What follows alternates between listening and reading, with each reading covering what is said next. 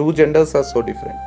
ఆడపిల్లనే మగపిల్లనే ఒకటే అనుకుంటాం కానీ ఒకటి కాదు. ఒక భర్తకుండే కోరికలు ఒక భార్యకుండే కోరికలు ఎప్పుడు సేమ్ ఉండవు. వాళ్ళు భర్త నుంచి ఎక్స్పెక్ట్ చేసేది కంప్లీట్లీ డిఫరెంట్. భార్య కోరికలు అన్ని తీర్చడానికే భర్త సాయశక్తులు ప్రయత్నించినా తీర్చలేదు.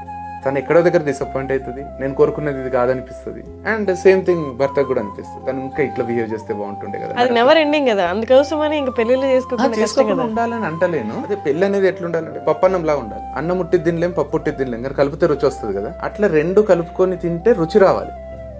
ఇండిపెండెంట్ గానే రుచికరమైన రెండు కలిపితే టేస్ట్ పోయేటట్టు ఉండరు. ఇప్పుడు ఇండివిజువల్ హ్యాపీగా ఉంది, okay. Down the line 5 years తర్వాత యూ నీడ్ సమ్మర్. ఇప్పుడు మీకు చిన్న బాధ వస్తేనే ఎవరో ఒకరు కలుద్దాంలో అనిపిస్తుంది. అది నా అన్న మనిషి అయితే ఇంకా బాగుంటది, చాలా బాగుంటది. నా అనే మనిషి నాకు తోడుకుంటే అద్భుతంగా ఉంటది లైఫ్.